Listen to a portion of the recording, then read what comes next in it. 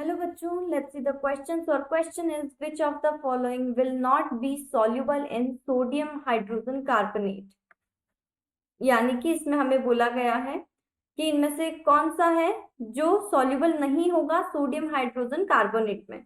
ठीक है, तो देखो सोडियम हाइड्रोजन कार्बोनेट यानी कि हम बात कर रहे हैं यहाँ पर NaHCO3 की। ठीक है, तो हमें देखना है कि कौन जो है वो सॉल्युबल नहीं होगा इसमें। तो देखो, इसमें सॉल्युबल होने के लिए क्या चाहिए। एसिड से जब हम इसकी रिएक्शन करवाएंगे तो यहाँ पर बनता है एक तो सोडियम सॉल्ट, साथ में बनता है H2O और CO2 गैस जो है यहाँ पे रिलीज हो जाती है। ठीक है, अब देखो इन दोनों को रिएक्ट करवाने के लिए क्या चाहिए होगा। अब इन दोनों को अगर हम रिएक्ट करवाते हैं तो इसमें चाहिए होगा कि जो एसिडिटी स्ट्रेंथ होगी, ठीक है, एसिडिटी या फिर एसिडिक स्ट्रेंथ जो होगी वो क्या होनी चाहिए, ज्यादा होनी चाहिए। किससे? H2CO3 से। ठीक है, ये होता है। अब अगर कुछ कंपाउंड्स ऐसे होते हैं या फिर कुछ कंपाउंड ऐसे होते हैं जिनकी एसिडिक स्ट्रेंथ जो होती है वो ज्यादा होती है। ठीक है, जैसे कि अगर हम बात करें कि सबसे ज्यादा होती है बेंजीन सल्फोनिक एसिड की। ठीक है, देन इसके बाद होती है हमारी कार्बोक्सिलिक एसिड की।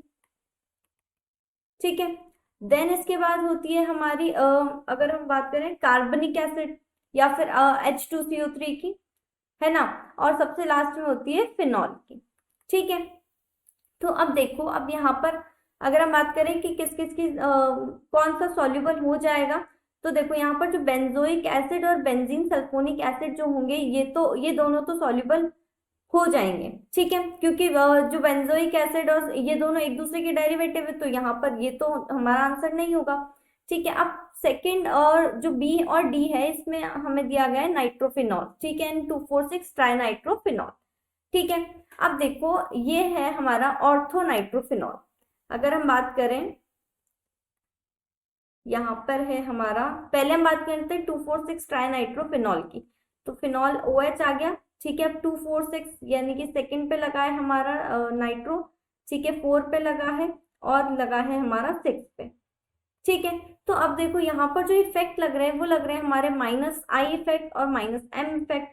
ठीक है, तो यहाँ पर जो इफेक्ट लग रहे हैं हमारे, और यहाँ पर क्या है NO2 जो है हमारे तीन उसमें है, 2 पे भी है, 4 पे भी है और 6 पे भी है। ठीक है, तो ज्यादा NO2 होने की वजह से क्या है ये इफेक्ट शो करेगा, और ये भी इसकी जो एसिडिक स्ट्रेंथ होगी वो भी क्या होगी, ज्यादा होगी।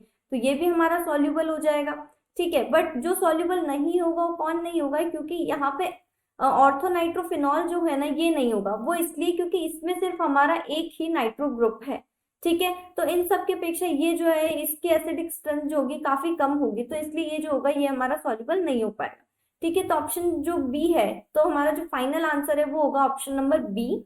ठीक है, ऑर्थोनाइट्रोफिनॉल इज नॉट सॉल्युबल।